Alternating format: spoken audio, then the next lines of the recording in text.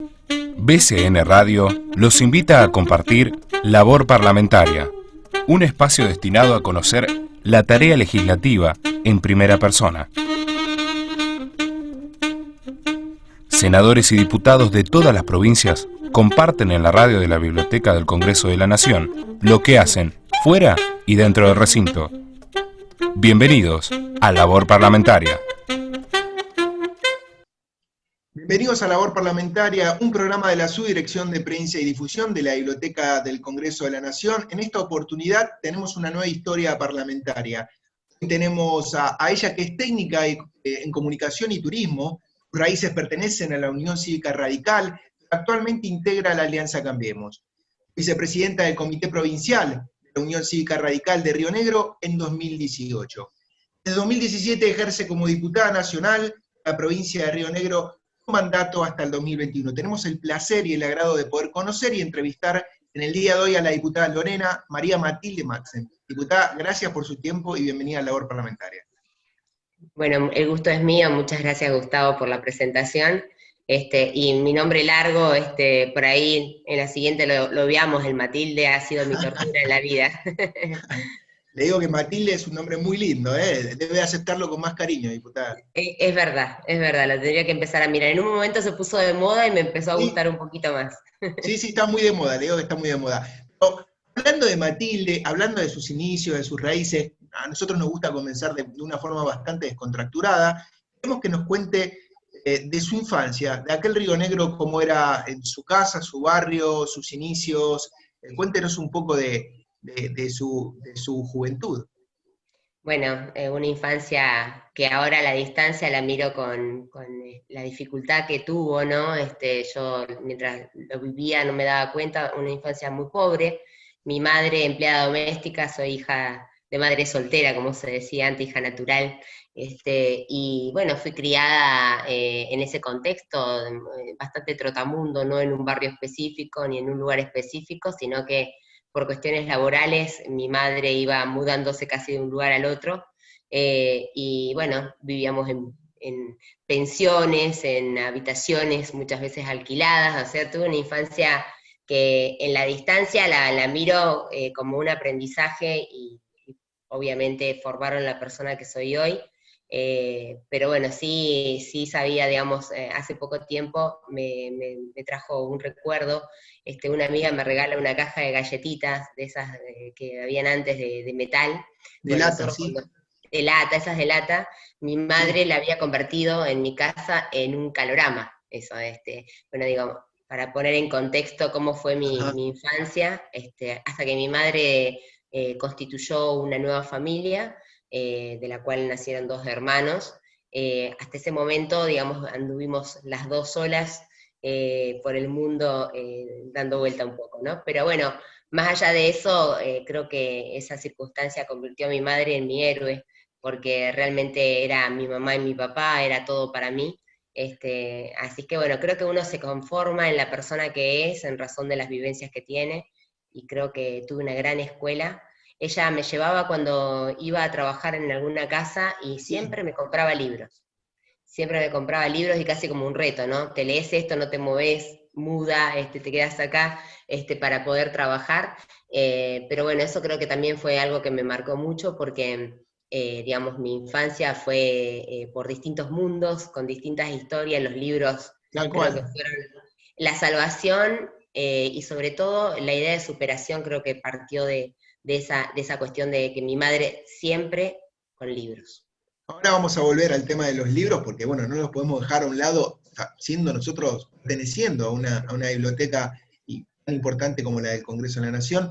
Pero entre mudanza y mudanza, que recién hacía referencia, diputada, ¿también se cambiaba de colegio primario o siempre iba al mismo? ¿Cómo era usted como alumna? Sabemos que, bueno, entre tanta lectura seguramente problemas de lectocomprensión no tendría, pero cuéntenos un poco cómo era ese colegio primario.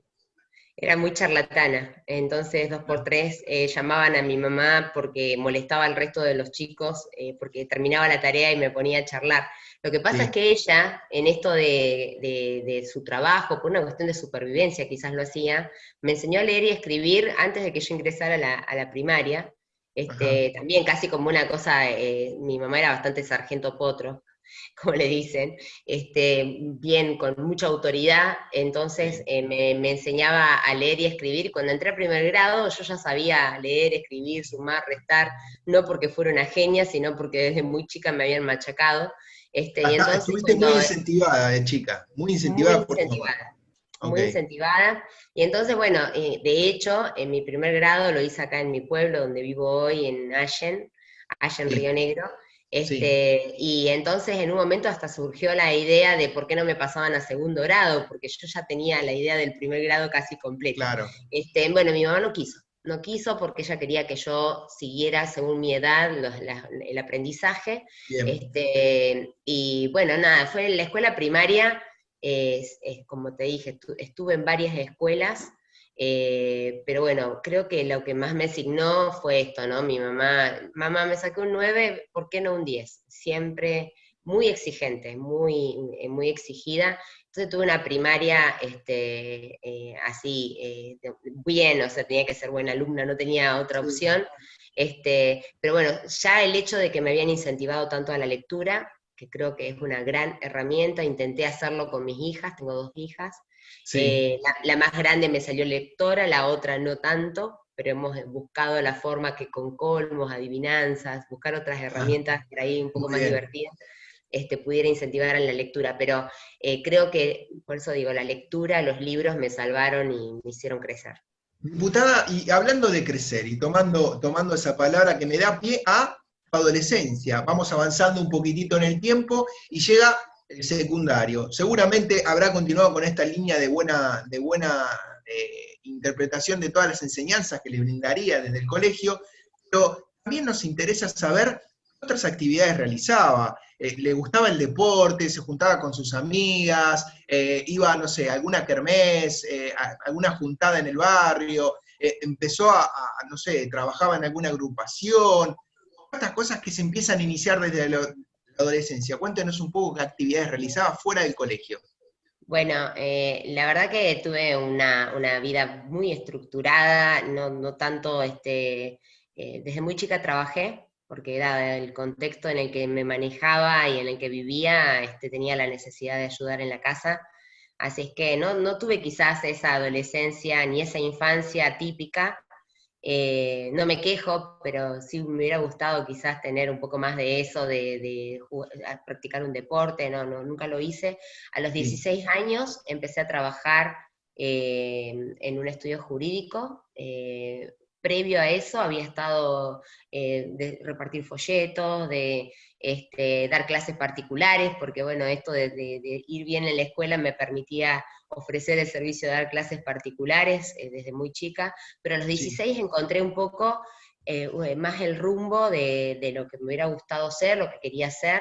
Empecé a trabajar en un estudio jurídico, tuve que decir que tenía 18 para que me acepten, siempre fui de contextura grande, así es que, bueno, y a partir de ahí empecé a conocer un poco más el mundo de la política y la militancia empezó ahí, no antes, no en el secundario. En el secundario siempre medio cabecilla, digamos, si había que sí. conformar una agrupación, un centro de estudiantes o hacer alguna iniciativa, siempre estaba ahí metida, pero no fue ahí donde se despertó, digamos, el tema de la militancia, fue después.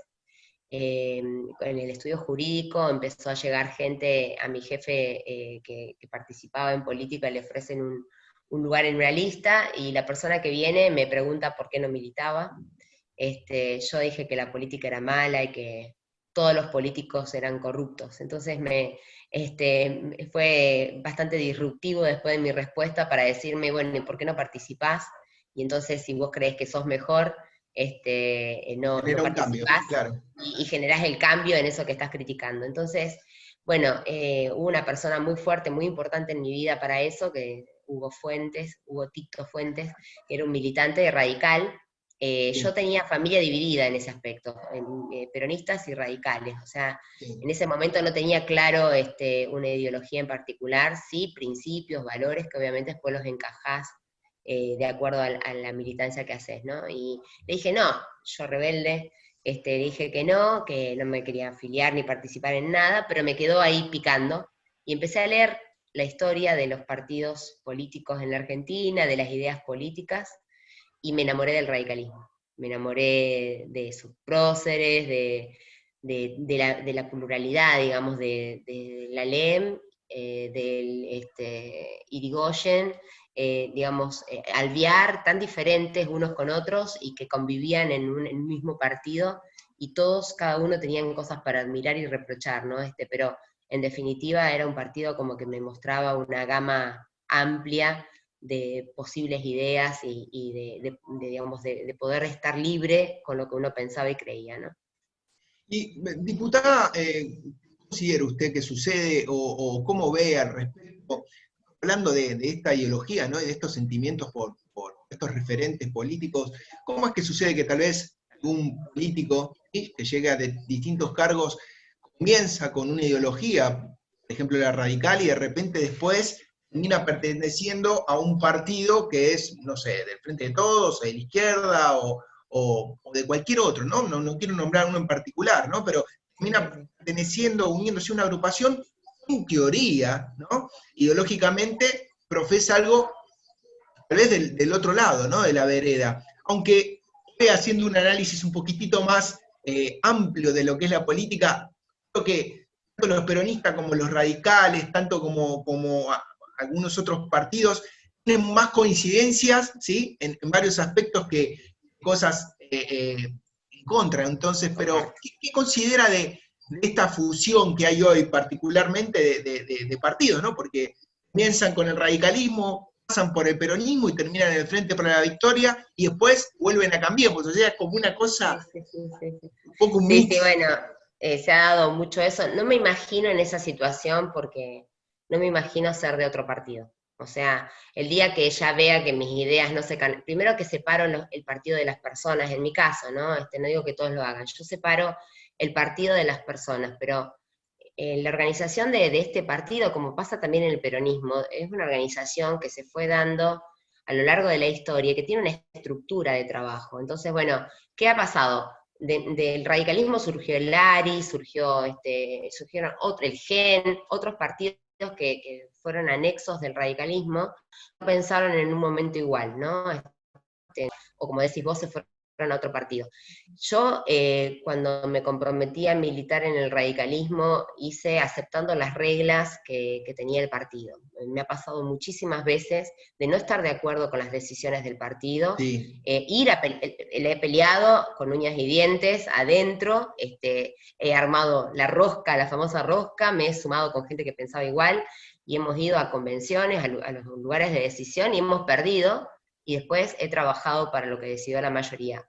Muchos de los que se fueron, después de perder en una disyuntiva donde se toma una decisión, muchos ha sido en ese momento es donde deciden muchas veces irse a otro partido, formar un partido propio.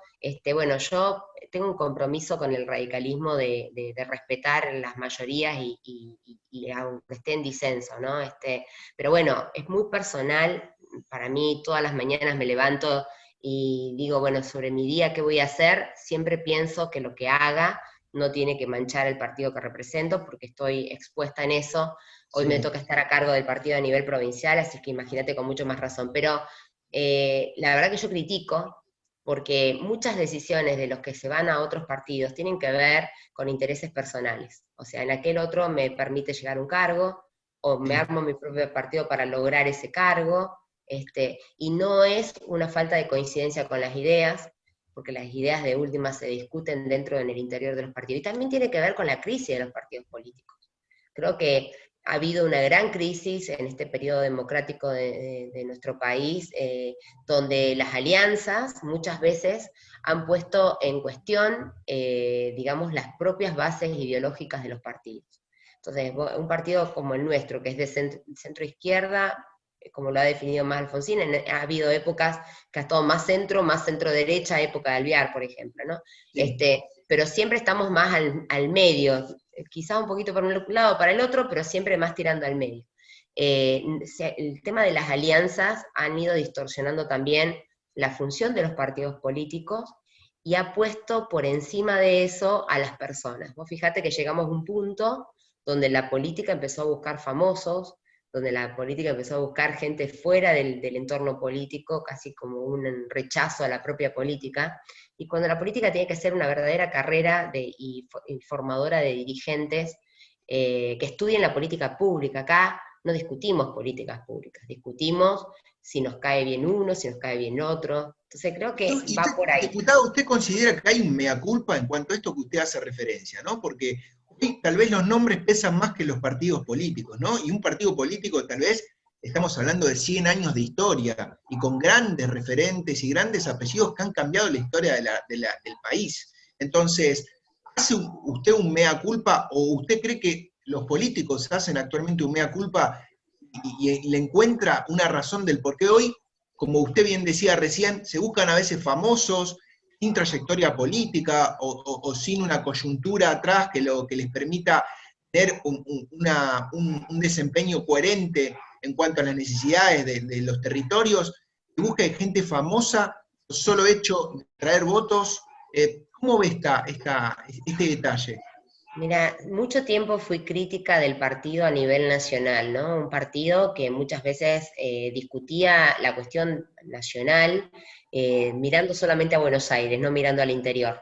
Yo Sí. siento que estamos en un momento donde eso se está revirtiendo. Creo que esta situación que estamos atravesando en este momento ha permitido mejorar inclusive eso. Nosotros en el partido a nivel nacional surgió una fundación, la Fundación ALEM, que se ha convertido en el faro del partido, faro ideológico hablando, ¿no? Hablo del faro y esto está permitiendo que el partido, en vez de estar discutiendo quién es más líder, si Cornejo, si Negri, si Morales o quien fuere, quién es más líder, estamos discutiendo ideas y estamos trabajando en un retorno a fortalecer el partido y eso lo veo positivo. Y a mí me toca, como te decía, conducir en Río Negro.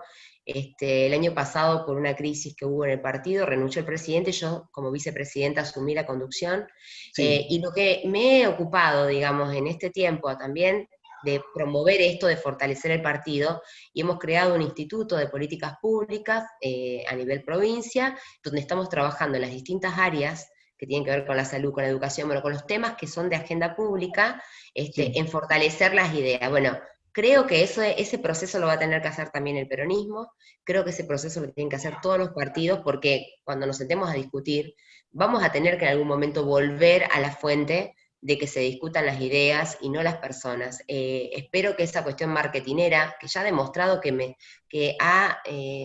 digamos, realmente ha bajado el nivel de la política. Se ha bajado el nivel de discusión, se ha bajado el nivel de intercambio, llega a la política gente que no tiene ni idea del Estado, de cómo funciona el Estado, de qué significa la división de poderes en la República, cómo funcionan los organismos. Entonces, eso en un momento ya se empieza a notar, ya queda evidente, y creo que la gente lo está cuestionando también. Muchas veces cuando se cuestiona la política, la razón fundamental del cuestionamiento tiene que ver con la falta de conocimiento de los dirigentes. Entonces creo que eso tiene que revertirse. Diputada, usted como una referente nacional del Partido Radical, yo no le voy a preguntar cuál cree que es el actual referente, porque recién le hizo alguna mención de que hay una disputa entre varios nombres. Lo que le voy a preguntar es, tal vez usted sí nos pueda decir quiénes son esas nuevas voces incipientes, o tal vez no tanto, que vienen tomando fuerza dentro del radicalismo, y que usted me dice, Gustavo, escuchemos a tal referente de tal provincia, o a tal referente, la verdad que está trabajando muy bien. ¿Quiénes son esos nombres que debemos prestar atención? Para mí, el nombre que le prestaría muchísima atención, porque nosotros hemos hecho una especie de grupo de trabajo patagónico, para mí el diputado Gustavo Mena es un gran descubrimiento de la política, la diputada Roxana Reyes también, digo, los Sí. patagónicos, miren los patagónicos, y no miren tanto al norte, miren al sur, que en el sur también hay buenos dirigentes, Está normalmente miramos. defendiendo el territorio, diputada. Estoy en Patagónica porque realmente noto también eso. ¿Qué dirigentes se destacan? Siempre de la mitad del país para arriba. Para abajo nunca nos miran, nos cuesta muchísimo tener visibilidad. Entonces yo digo, miren al sur que hay buenos dirigentes y que creo están en todos los temas de la agenda de hoy, los tenemos ahí disputando. Y también miren a las mujeres. Parece que estoy diciendo que me miren a mí, pero no. Estoy diciendo, hay muchas mujeres en los distintos partidos que les cuesta mucho más. Hoy estamos en un día particular, ¿no? El día donde celebramos, conmemoramos los derechos de las mujeres, los derechos políticos de las mujeres. Entonces yo digo, miren a las mujeres de todos los partidos políticos, porque realmente hay grandes valores que no van a tener la visibilidad, porque uno cuando busca un líder, en mi caso buscamos a Alfonsín. Bueno, tenemos que empezar a ver quién va a ser la lideresa, ¿no? Quién va a venir, también nuestra vicepresidenta del partido, Alejandra Lorden, me parece que también está, ahí va posicionándose, diputadas como Brenda Austin, bueno, yo te estoy nombrando todos radicales, pero realmente estoy muy orgullosa del bloque en el que estoy, con el liderazgo de Mario Negri que nos guía, y también Sí. el partido con el liderazgo de Alfredo Cornejo, creo que es una buena combinación. ¿A usted le costó más, diputada, por ser mujer en su provincia y actualmente en el contexto en el que estamos, sabiendo que, ¿no?, que los derechos de las mujeres están actualmente en auge y están luchando cada día más porque se contemplen de forma un poco más igualitaria, por decirlo? ¿A usted le costó más desde sus inicios? Se cuestiona mucho más a las mujeres que a los varones y tienen más permisos para equivocarse los varones que las mujeres. Una mujer se equivoca en política y que, digamos, es una cosa que es tremenda, cae en toda la artillería, te la tiran encima. Se Sí. equivoca en el mismo error o en un error menor o mayor, un varón, y es mucho más fácil. A mí me pasó que por mucho tiempo dirigentes de mi partido, por eso digo, no hay que mirar afuera, esta piba, me decían la piba. Por ahí, aún hoy, algunos también subestiman esto. Ser mujer y ser joven, las dos cosas parecieran que fueran errores gravísimos para militar en política. Sí. También, si tenés más años, si tenés más títulos, sos mejor o sos peor dirigente político. Y entonces creo yo que la mujer siempre tiene barreras por delante mucho más fuertes y obstructivas para crecer que los varones. Después, para llegar, en mi caso, fue difícil porque en mi militancia me tocó ser presidenta de la provincia de la juventud, presidenta de la juventud de la provincia, milité toda la juventud, pero era mucho más fácil para aquella mujer que era mujer del político, sobrina, digamos, y yo venía, como te dije, de un proceder, un origen muy humilde, y Sí. me costó mucho más también por eso, ¿no? No ser de los nombres de las familias de renombre de las localidades. Y también me costó por ser de una ciudad chica, yo soy de una ciudad mediana, acá de Río Negro. Claro. Entonces, normalmente se buscaban los candidatos de Bariloche, de Roca, de Viedma, de Cipolletti. Digamos, todo el resto de las localidades quedaban con un poquito más aislados. Yo soy de Allen, soy Claro. mujer y no soy de familia de renombre, así que me costó un poco. Bueno, y felicitaciones, ¿no?, por la garra que le puso, entonces, porque mira Muchas dónde gracias. llegó, diputada. Eh, Muchas gracias. Teniendo en cuenta que usted estudió Tecnicatura en Comunicación y Turismo, ¿esta tecnicatura fue un escape o para salir un poquito del mundo de la política en el cual se estaba metiendo, o es que todavía no tenía muy en claro cuál era el camino que debía tomar? Porque digo, fusionar el turismo con la política cuesta un poco, más allá de que pueda implementar alguna ley que la favorezca. Bueno, esa pregunta te la respondo en el contexto en que sucedió, ¿no? Yo estaba estudiando abogacía, tenía, siempre por trabajar doble turno y estar en mi límite para estudiar, en mi tiempo de estudio era muy, muy bajo, muy poco, porque, bueno, sostenerse no fue fácil. Sí. Entonces, estaba estudiando abogacía, nosotros gobernábamos la provincia en Río Negro, digamos, el radicalismo. En el 2011 se perdió la provincia, y bueno, yo fui directora de juntas vecinales de mi pueblo y fui Sí. directora de cooperativas y mutuales en la provincia. Así es. Bueno, terminó el mandato en el 2011 y me sentí un poco como abrumada de la militancia, cansada, y mi pareja, licenciada en turismo, bueno, ya trabajaba como guía también, empecé a trabajar como guía, y bueno, me parecía que no lo podía hacer así en forma idónea y nada más, yo ya lo hacía, digamos, de vez en cuando esto, me gusta mucho guiar, ser guía de turismo, me gustó muchísimo, y como para irme a otra cosa que fuera diferente, quería buscar la antítesis, Un porque en escape. política es un escape a que, digamos, en política, en el estudio jurídico, renuncié al estudio jurídico también en un momento, porque digo, son todos problemas, todo el tiempo Claro. estás viendo cómo solucionás problemas, y necesitaba otra cosa. Empecé a armar este grupo de mujeres de viajes, de viajeras, la pasé muy bien, hacía un poco de terapeuta de los grupos, bueno, y tuve la necesidad de profesionalizar esa actividad, y por eso estudié la Tecnicatura en Comunicación y Turismo, porque son las dos cosas que me encantan también, aparte de la política, la comunicación y el turismo. Y para profesionalizar un poco lo que ya venía haciendo en la práctica, abrimos una agencia de viajes Bien. con ¿La mi sigue marido. manteniendo? Bueno, me separé, Ok, me ok. separé, así que eso No quedó nos del otro lado metamos del ahí. cerco. No No nos nos metamos metamos ahí. ahí, pero eso quedó del otro lado del cerco. Así Muy que, bien, está muy bien. pero bueno, nada, tiene que ver con eso, me apasiona el turismo, estudié, hice cursos, y bueno, y fue por ahí. Por eso fue la decisión. Hablando de solucionar problemas, ¿no? Y saliendo de este lugar. Usted es autora de varios proyectos de ley, ¿no? Particularmente de uno, de imprescriptibilidad de los delitos de abuso sexual infantil, ¿sí? El cual tuvo una fuerte aceptación. También participó en el proyecto de Ficha Limpia, para mí es clave ese proyecto, ¿no? Que busca que aquellas personas condenadas por causas de corrupción, entre otros delitos, no pueden acceder a un cargo público. Es algo hasta básico, pero en este país a veces hay que aclarar las cosas y ponerlas en negrita. Cuéntenos un poco sobre estos proyectos y tal vez cuéntenos sobre alguno en el cual está participando o está macerando como un adelanto acá en labor parlamentaria.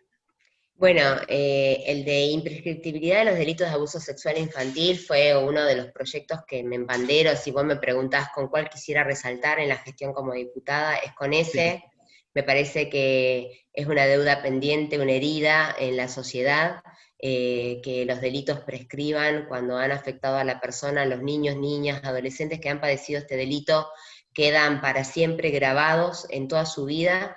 Me pasó algo muy particular, lo presenté en el Congreso en el 2018, si no me equivoco, hicimos una presentación oficial del proyecto, y apareció una señora de avanzada edad, que se había enterado que hacíamos este evento, y me comentó que ella a los 6 años había sido abusada, y que por primera vez lo contaba, que su familia no lo sabía, pero en razón de los testimonios que nosotros habíamos llevado a la presentación, se había animado a contar, y que después le había pasado también a otro familiar, una nieta, no recuerdo, pero le había pasado también, y que ella tenía la necesidad de luchar por esto, por la imprescriptibilidad, digamos. Hemos logrado que sea declarado de orden público, que pase digamos, al estadio de lo público, que cualquiera pueda denunciar, pero aún nos falta que no deban prescribir, porque esa persona que violó o abusó de un menor lo sigue haciendo.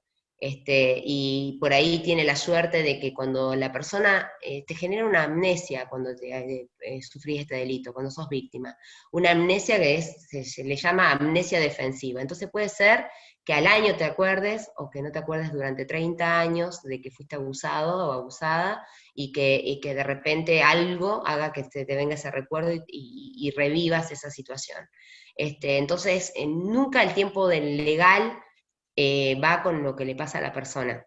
Nosotros creemos que se deben equiparar a delitos como los de lesa humanidad, porque realmente es una tortura para los niños, niñas y adolescentes sufrir una violación, un abuso, es una tortura, y la verdad debería tratarse como ese tipo de delitos, como los delitos de lesa humanidad, y es una deuda pendiente. En relación a los otros proyectos que contás, me parece que la política está en el banquillo de los acusados. La gente está siempre con el hartazgo, a mí me da mucho temor cuando dicen que se vayan todos, me parece que es la peor opción, porque en el que se vayan todos quedan los que se la aguantan, aunque los insulten, y no queda siempre lo mejor. Normalmente el honesto, el que quiere trabajar genuinamente, con el se vayan todos, hace caso, se va, y no nos puede pasar eso en la política. Entonces me parece que una cosa que reconciliaría a la política con la gente es el proyecto de ficha limpia. Decir que el Congreso tiene que ser honorable porque hay personas honorables ahí adentro y sin delitos, algo que es sentido común, no es tan común. Y da pie, digamos, para que cualquiera pueda ser candidato. Y creo que es más importante el derecho de estar bien representados al derecho de ser elegidos. Entonces, bueno, esa pugna entre intereses creo que tiene que ganar la mejor representación, porque la gente, el pueblo no gobierna sino a través de sus representantes, como lo dice nuestra Constitución, y esos representantes tienen que tener una vara bien alta para poder llegar, que no tiene que ver ni con una cuestión elitista, ni con una cuestión como puede ser etaria o de nada. La cuestión, la vara alta tiene que ser moral. Y creo que con una vara alta en lo moral vamos a tener una mejor política y vamos a lograr volver a asociar, valga la redundancia, la sociedad con la política, ¿no? Diputado, usted en 2018 votó a favor del proyecto de interrupción voluntaria del embarazo, y defendiendo el derecho de la mujer a decidir sobre su propio cuerpo. ¿Qué cree que hoy en 2020, casi 2021, todavía esta ley no es tal? Sí, lamentablemente seguimos con una idea o una normativa de 1921, vamos a cumplir 100 años, donde inclusive los casos que son legales aún no pueden ser posibles. Mientras tanto, la clandestinidad sigue vigente, siguen habiendo abortos, yo no estoy a favor del aborto, claramente nadie lo está, pero si hay una circunstancia que necesite de la interrupción del embarazo por la decisión de la persona, tiene que estar salud pública detrás para evitar las muertes de muchísimas mujeres que en la toma de decisiones, si sos rica, si tenés algún recurso o si tenés alguien que te la preste, podés hacerlo con un médico y con la seguridad sanitaria correspondiente. Ahora, si sos pobre, si no te queda otra, elegís métodos que normalmente atentan contra tu vida, contra tu salud, y eso estamos sabiendo que ocurre y estamos mirando para el costado.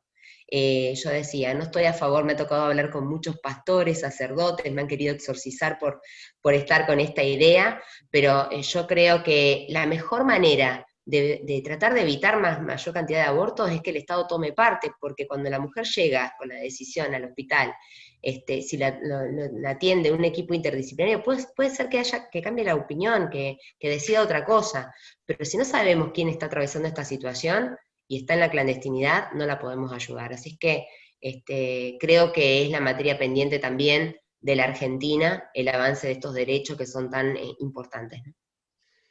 Diputada, cambiando completamente el tema y agradeciéndole por su tiempo y por habernos contado un poco más de su historia, de sus inicios y de su labor parlamentaria, quiero volver al tema de que usted hizo referencia al principio de ese contacto con la literatura, ¿sí? Desde sus primeros pasos. Y nosotros, siendo parte de BCN Radio, la radio de la Biblioteca del Congreso de la Nación, nos parece muy importante este desarrollo a través de la lectura y la lectocomprensión. ¿Usted recuerda si es que visitó su primer biblioteca? ¿Sí? Si fue la primera biblioteca del barrio, si tenía acceso a la biblioteca, o tal vez sus inicios en cuanto a la lectura eran exclusivamente con la literatura que le llegaba a su casa a través de su mamá.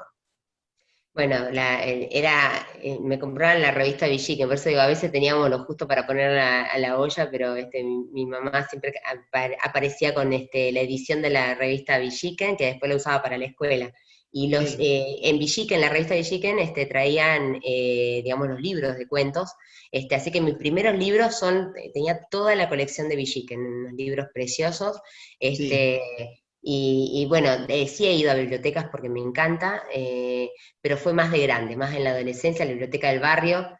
Digamos, mi adolescencia la pasé en un barrio acá de edificios, de un plan de vivienda, y Sí, dentro sí. del plan de viviendas había una biblioteca, el hogar del lector, que digamos, ahí varias veces asistiendo, como, bueno, en el pueblo tenemos 2 bibliotecas, entonces a las 2, en la adolescencia, mientras estudiaba en el secundario, en las 2 fui bastante seguido. Y después, cuando me tocó un tiempo, viví en Buenos Aires, la Biblioteca Sarmiento y la Sí. Biblioteca Nacional, también fueron lugares donde me pasé horas y horas. Por eso digo, no tuve una adolescencia de deportes, pero sí era el momento donde encontraba la ventana a otra cosa, ¿no? Otro mundo.